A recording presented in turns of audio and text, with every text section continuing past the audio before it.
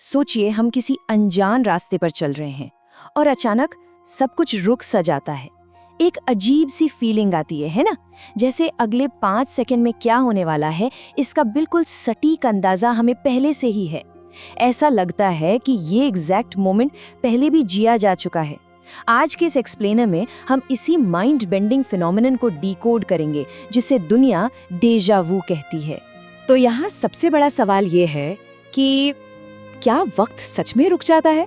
मतलब क्या ये हमारी रियलिटी में बस एक छोटा सा पॉज है, या फिर आने वाले कल की एक ऐसी झलक जो सिर्फ 5 सेकंड के लिए मिलती है और फिर गायब हो जाती है? ये एक ऐसा अजीब अनुभव है जो इंसान के दिमाग और टाइम के बीच के रिलेशन पर बहुत सारे सवाल खड़े कर देता है।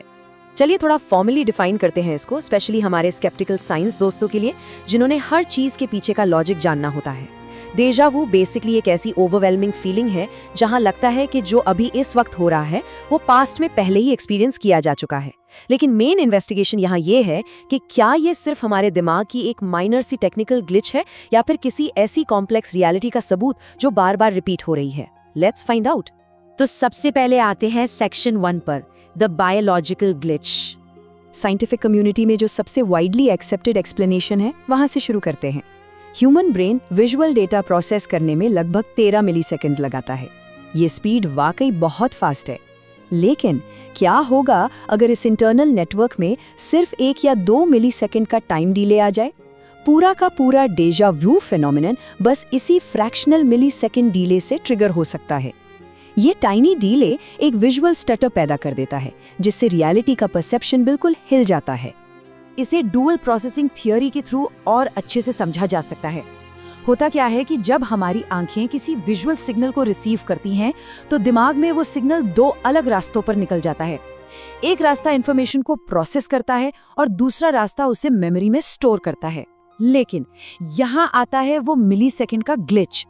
अगर हमारा स्टोरेज सेंटर प्रोसेसिंग सेंटर से फ्रैक्शन ऑफ अ मिलीसेकंड पहले ही वो डेटा रिसीव कर ले, बूम, दिमाग में एक शॉर्ट सर्किट जैसी स्थिति बन जाती है।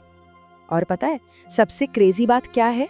इसी शॉर्ट सर्किट के दौरान दिमाग पूरी तरह धोखे में आ जाता है। वो एक्टिवली एक रियल टाइम करंट परसेप्शन को एक पुरानी मेमोरी का टैग दे देता है। यानी जो बिल्कुल अभी हमारे सामने हो रहा है, माइंड उसे एक एस्टैब्लिश्ड याद मान लेता है। बेसिकली एक ऐसी मेमोरी जो दरअसल सिर्फ एक परसेप्शन है। लेकिन एक सेकंड, अगर ये सच में सिर्फ एक दिमागी एरर है, एक मामूली बायोलॉजिकल ग्लिच, तो फिर फ्यूचर प्रेडिक्शन इतनी सटीक क्यों लगती है? ये फीलिंग इतनी प्रिसाइज क्यों होती है कि आगे क्या होने वाला है इसका अंदाजा 100% रियल लगता है? ये ग्राउंड रियलिटी को थोड़ा चैलेंज करता है।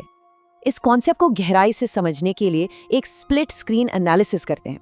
एक तरफ बिल्कुल ग्राउंडेड साइंस है जहां न्यूरॉन्स फायर हो रहे हैं और सिर्फ एक बायोलॉजिकल शॉर्ट सर्किट हो रहा है। लेकिन ठीक दूसरी तरफ थियोरेटिकल फिजिक्स का एक बिल्कुल माइंड ब्लोइंग कॉन्सेप्ट है, क्वांटम फ्रीक्वेंसी मैच और पैरेलल रियलिटीज का टकराना।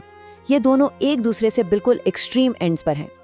अब बढ़ते हैं सेक्शन 2 की तरफ, क्वांटम फिजिक्स और द मल्टीवर्स।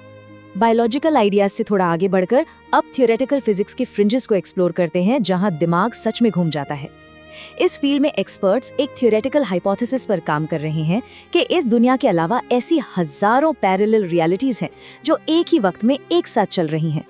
जरा सोचिए, किसी दूसरे यूनिवर्स में इंसान के किसी और वर्जन ने पहले ही वो एग्जैक्ट एक्शन पूरा कर लिया होगा जो अभी यहाँ इस यूनिवर्स में किया जा रहा है।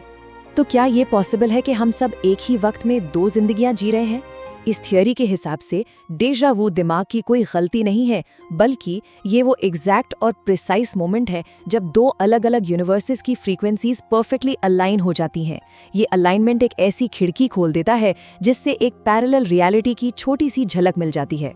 चलिए अब देखते हैं सेक्शन 3, द टाइम ट्रैवलर्स एको। अब आते हैं सबसे ज्यादा रैडिकल कॉन्सेप्ट पर जिसे प्रीकॉग्निशन थ्योरी कहते हैं। इस एक्सट्रीम आइडिया के मुताबिक ह्यूमन कॉन्शियसनेस यानी हमारी चेतना वक्त की किसी बाउंड्स में कैद है ही नहीं।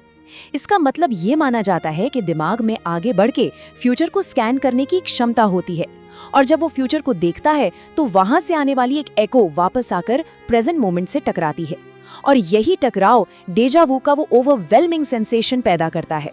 आखिरी हिस्सा सेक्शन 4 साइंस या मिस्ट्री। तो चाहे हम न्यूरॉन्स और उनके प्रोसेसिंग डिले वाली ठोस बायोलॉजिकल कॉन्सेप्ट को माने या फिर पैरेलल यूनिवर्सेस और फ्यूचर एकोज वाली थ्योरेटिकल फिजिक्स को, ये सब एक आखिरी दार्शनिक फिलोसॉफिकल डिबेट की तरफ इशारा करते हैं। इस कॉम्प्लेक्स यूनिवर्स में आखिर इंसान का अल्टीमेट रोल है क्या? क्या हम सब सिर्फ इस दुनिया के पैसेंजर्स हैं जो एक तयशुदा रास्ते पर चल रहे हैं, या फिर हम लोग खुद इस रियलिटी को एक्टिवली क्रिएट कर रहे हैं? इस विश्लेषण के एंड तक आते आते ये सवाल तो दिमाग में घूमता ही है, आखिर ये रियलिटी है क्या? ये डेजावू सच में सिर्फ दिमाग का एक छोटा सा ग्लिच है, या फिर किसी बहुत बड़े राज का दरवाजा जिसे समझना भी बाकी है? एक बात तो बिल्कुल क्लियरली एस्टैब्लिश हो जाती है कि ह्यूमन माइंड की एक्चुअल कैपेबिलिटीज वाकई अनंत हैं। अगर आज के इस एक्सप्लेनर ने दिमाग की बत्ती जलाई है और इन कॉम्प्लेक्स थ्योरीज को आसानी से समझने में मजा आया है, तो ऐसे ही डीप एनालिसिस के लिए इस चैनल को सब्सक्राइब जरूर किया जाना चाहिए। सबसे रीसेंट डेजा वो एक्सपीरियंस कब हुआ था और वो कैसा लगा? क्या वो सिर्फ एक मामूली बायोलॉजिकल एरर लगा या उसने किसी और डायमेंशन का एहसास दिलाया? नीचे कमेंट सेक्शन में ऐसी मजेदार कहानियां जरूर शेयर की जानी चाहिए।